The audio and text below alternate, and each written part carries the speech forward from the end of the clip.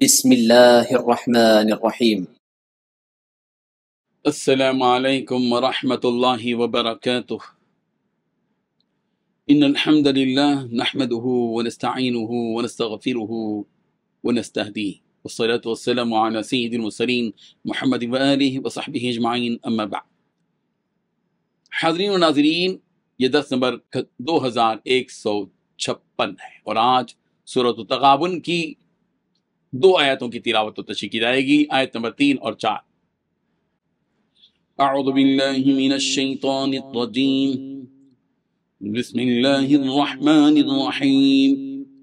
خلق السماوات والأرض بالحق وصوركم فأحسن صوركم وإليه المصير، يعلم ما في السماوات والأرض ويعلم ما تسرون وما تعلنون والله عليم بذات الصدور، صدق اللہ العظیم۔ لفظی ترجمہ یوں ہے، خلقہ اس نے پیدا کیا، سماوات والارض آسمانوں اور زمین کو، بالحق حق کے ساتھ، وصورکم اور اس نے صورتیں بنائی تمہاری، فاحسنا تو اچھی بنائی، صورکم تمہاری صورتیں، وإلیہ اور اسی کی طرف المصیر واپسی ہے۔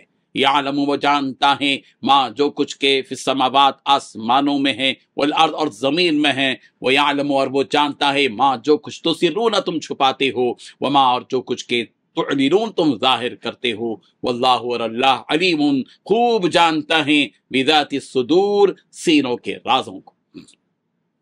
ترجمہ یوں ہے، اس نے آسمانوں اور زمین کو برحق پیدا کیا اور تمہاری صورتیں بنائی ہیں، اور تمہاری صورتیں اچھی بنائی ہیں، اور اسی کی طرف بالآخر پلٹ کر جانا ہے۔ آسمان و زمین میں جو کچھ ہے وہ اسے جانتا ہے، اور جو کچھ تم چھپ کر کرتے ہو اور جو کچھ تم کھلم کھلا کرتے ہو اس کا بھی اسے پورا علم ہے، اور اللہ دل کی باتوں تک کا خوب جاننے والا ہے۔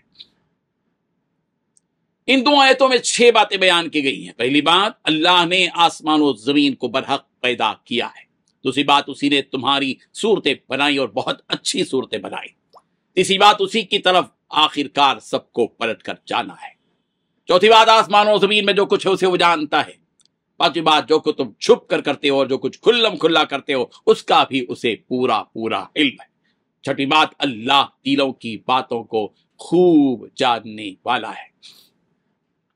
بزرگان محترم، ان آیتوں میں بھی اللہ تعالیٰ کی قدرت اور اس کی عظمت بیان کی جا رہی ہے کہ جس رب کا ذکر کرنے کا تمہیں حکم دیا گیا اور جس رب کی تسبیح سارے آسمانوں اور زمین کی مخلوقات کرتی رہتی ہیں، اسی نے ان آسمانوں اور زمین کو پیدا کیا ہے۔ خلق السماوات والارض بالحق، اسی نے آسمانوں اور زمین کو برحق پیدا کیا ہے۔ اس نے ان آسمان و زمین کو بنایا تو پھر اس نے ان میں بسنے والے انسانوں کو بھی، بالخصوص حضرت آدم علیہ السلام کو بھی، اپنے ہی ہاتھ سے بہت ہی خوبصورت سانچے میں ڈھال کر پیدا کیا کہ اس نے خوبصورت دنیا میں کوئی اور چیز اتنی پیدا نہیں کی جتنی کہ انسان کو پیدا کیا۔ اسی لیے رب ذوالجلال نے سورۃ 3 میں اس بات کا اعلان کیا، لقد خلقنا الانسان فی احسن تقویم، یقیناً ہم ہی نے انسان کو بہت ہی خوبصورت سانچے میں ڈھال کر پیدا کیا ہے۔ کسی بھی مخلوق کے بارے میں اللہ تبارک و تعالیٰ نے یہ بات نہیں کی کہ ہم نے احسن تقویم میں پیدا کیا ہے، چاہے کوئی بھی چیز کیوں نہ ہو، طاقتور سے طاقتور چیز، حسین سے حسین چیز اللہ تبارک و تعالیٰ نے پیدا کی ہے جو ہماری نزدیک حسین ہے، لیکن خدا کی قسم جس نے اس دنیا میں انسان کو پیدا کیا ہے اس رب ذوالجلال کی نگاہ میں سب سے زیادہ حسین و جمیل انسان ہے، انسان سے ہٹ کر کوئی نہیں۔ یہ ہے رب ذوالجلال کا کہنا۔ اور پھر سورہ غافر کی آیت نمبر 64 میں اللہ تبارک و تعالیٰ نے فرمایا ہے، وَصَوَّرَكُمْ فَأَحْسَنَ صُوَرَكُمْ، اس نے تمہاری صورت بنائی اور بہت خوبصورت بنائی۔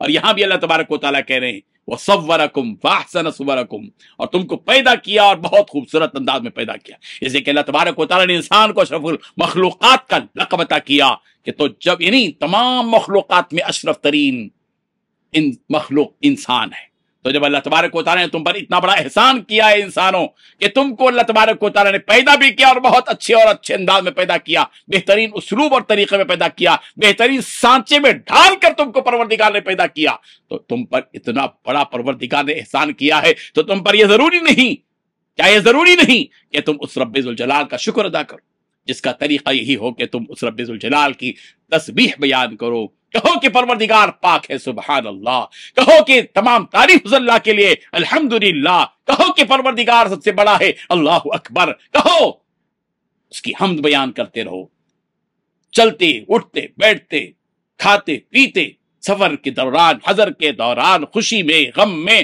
ہر حالت میں، ہر نعمت کے ملنے پر اسی کی تعریف کرو، الحمدللہ علی کل حال، تمام تعریف ہر حال میں ہے، ہر حال میں ہے۔ نفع ملا، رب ذوالجلال کا احسان ہے، زندگی ملی، رب پروردگار کا احسان ہے، نجات ملی، پروردگار کا احسان ہے، عافیت ملی، پروردگار کا احسان ہے، صحت اور قوت ملی، اللہ تبارک و تعالیٰ کا احسان ہے، ایمان کی دولت مل گئی، کہو کہ پروردگار کا احسان ہے۔ یہ ہے وہ دولت جو اللہ تبارک و تعالیٰ ہم سب کو دی ہے۔ ہر انسان پر لازم ہے کہ وہ ناشکری اور نافرمانی کے بجائے شکر کے کلمات ادا کرے۔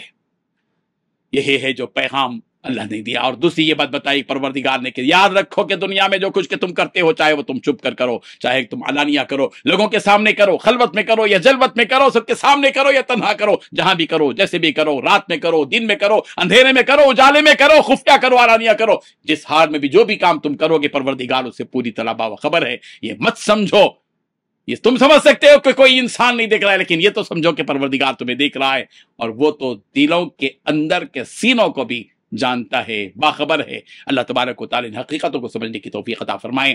آمین۔ وآخر دعوانا ان الحمد للہ رب العالمین۔